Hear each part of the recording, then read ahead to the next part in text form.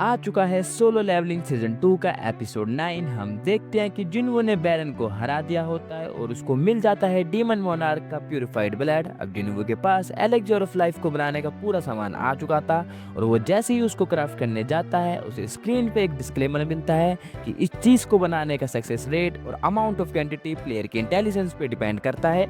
जिन्वो इसे क्राफ्ट करता है और हम देखते हैं कि जिन्वो परेशान होता है कि ये क्राफ्ट होगा या नहीं, और जैसे ही हम सबको उम्मीद थी द एलेक्जर ऑफ लाइफ बन जाती है और इसकी टोटल 6 क्वांटिटी होती है। जिन्वो को अभी भी डाउट था कि ये उसकी माँ की बीमारी को ठीक कर पाएगा या नहीं, तभी पीछे से किसी चीज की आवाज आती है और हम देखते हैं कि आयरन बैरन के ड्रैगन को जिन्वो के पास लेकर आ जाता है और फिर जिन्वो उस ड्रैगन को अराइज कर लेता है और उसका नाम रखता है काइजल। और ये देखकर एसिल बोलती है कि इसकी मदद से हम जल्दी घर पहुंच जाएंगे और वापस जाकर पार्टी करेंगे, पर हम देखते हैं कि जिन्वो किसी सोच में खोया होता है। वो बोलता है कि उसे जल्दी ही एलेक्जर ऑफ लाइफ का टेस्ट करना होगा। तभी उसे इस क्वेस्ट के रिवॉर्ड के बारे में याद आता है। वो देखता है कि उसे रिवॉर्ड में शैडो एक्सचेंज की एबिलिटी मिली होती है, मतलब अब जिन्वो कहीं पर भी होगा वो अपने शैडो सोल्जर से बॉडी स्विच कर सकता है। अब जिन्वो कहीं पर भी तुरंत जा सकता है, बस उसका शैडो सोल्जर वहां पर होना चाहिए। और ये पाकर जिन्वो बहुत खुश होता है। वो एसिल से बोलता है कि तुम यहाँ से अकेले घर चली जाओ।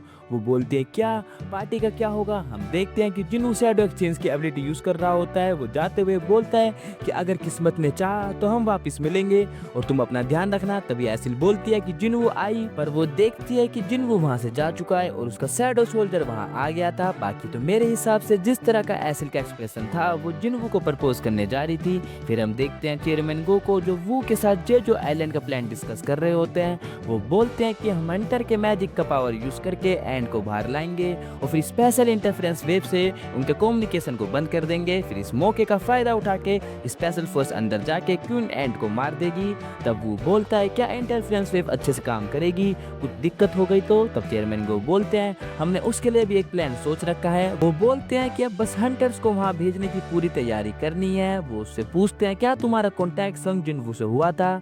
वो मना कर देता है और उसके बाद हम देखते हैं बेक योनो को जो किसी के साथ बाहर आया होता है और इस शख्स का नाम है मिन ब्यूंग। ये एक एस रैंक हंटर हीलर है और ये बंदा रिटायर हंटर है। और योनो बताता है कि ये बंदा उसका जीवन मरण का साथी है, मतलब ये उसका बेस्ट फ्रेंड है। मिन योनो से पूछता है क्या तुम सच में जेजू आइलैंड जा रहे हो। योनो बोलता है हाँ। तब वो बोलता है कि आपने देखा था कि युनसुक की डेथ कैसे हुई थी और हम देखते हैं कि लास्ट टाइम रेड करते हुए एंट ने इनके दोस्त को मार दिया था और यही वजह थी कि मिन रिटायर हुआ था। योनो बोलता है हाँ वो उसी वजह के लिए वहां पर वापस जा रहा है। अगर उन एंड को खुला छोड़ दिया तो पूरे देश में तबाही मच जाएगी। और इस चीज पे मिन बोलता है कि तुम इतने देशभक्त कब से हो गए। यूनो बोलता है कि मुझे अगर किसी भी रास्ते पे जाना है तो मैं ये किसी अच्छे काम से कर सकता हूँ। मिन बोलता है कि युनसुक भी ऐसा ही बोलता था। फिर मिन बोलता है कि वो नहीं जाएगा कभी भी नहीं, अगर तुम मेरे को यहाँ इनवाइट करने आए हो। तभी योनो उसे टोकते हुए बोलता है कि वो यहाँ तुम्हें बाय बोलने आया है। वो बोलता है कि शायद वो तुम्हें दोबारा नहीं देख पाए।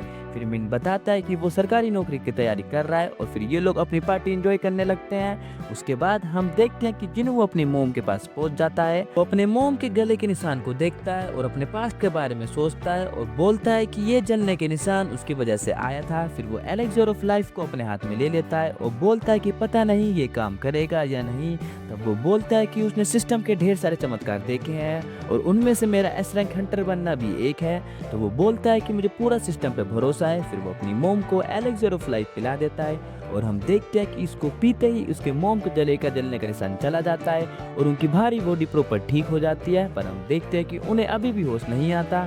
जिन्वो बोलता है कि प्लीज मोम जाग जाओ। वो बोलता है कि वो आपके लिए ही लड़ता रहा और स्ट्रॉन्ग बनता रहा कि इस उम्मीद में कि वो एक दिन आपको ठीक कर पाएगा। और जैसे ही जिन्वो अपनी गर्दन ऊपर करता है वो चौंक जाता है और हम देखते हैं कि जिन्वो की मोम को होश आ गया था। तो सबसे पहले आंटी जी को नमस्ते। वो जिन्वो से पूछते हैं कि वो कब से सो रही हैं। वो बताता है कि वो 4 साल से सो रही थी। फिर वो जीना के बारे में पूछती हैं। जिन्वो बताता है कि वो ठीक है और ये सुनकर जिन्वो की मोम स्माइल करते हुए बोलती है तुम्हारा थैंक यू। वो बोलते हैं कि तुमने अपना वादा पूरा किया। फिर वो बोलती है कि तुम अब बहुत मैच्योर हो गए हो और ये तुम्हारे घाव बता रहे हैं कि तुमने अपने ऊपर हद से ज़्यादा दबाव डाला है ना, और ये तुम्हारे लिए बहुत मुश्किल होगा। और इतना सुनते ही अपना स्ट्रॉन्ग बॉय रोने लगता है।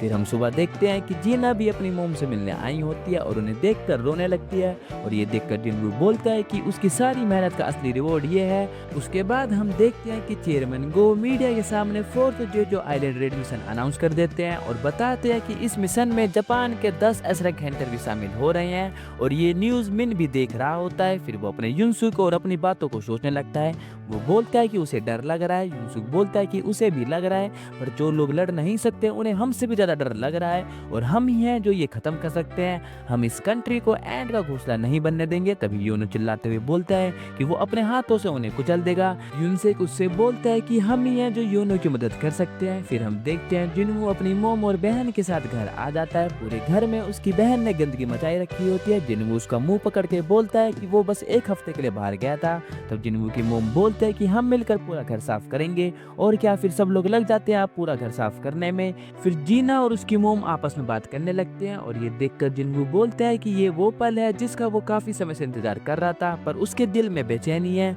वो बोलता है कि हंटर होते हुए क्या उसने वो लाइन पार कर दी जो उसे कभी पार नहीं करनी चाहिए थी। तभी उसकी मोम उसे पूछती है क्या तुम्हारे फादर से तुम्हारा कोई कॉन्टैक्ट हुआ था। जिनवू बोलता है नहीं। तब उसकी मोम बोलती है कि मैंने सुना था कि तुम भी अब हंटर बन गए हो। वो बताती है कि तुम्हारे फादर हंटर बनने से पहले एक फायर फाइटर थे और मैंने उनसे शादी की क्योंकि मुझे लगता है कि वो जिंदगी बचाते हुए अच्छे दिखते हैं, जिनको आपको उनके ही गुण मिले हैं। तभी जीना बोलती है कि वो भी डॉक्टर बनने की कोशिश कर रही है जिससे वो दूसरों की मदद कर सके। उसकी मोम बोलती है कि तुम्हें भी अपने पिता के गुण मिले हैं। तभी जिनवू पे किसी का फोन आता है और फिर हम देखते हैं कि जिनवू चेयरमैन गो से मिलने गया होता है।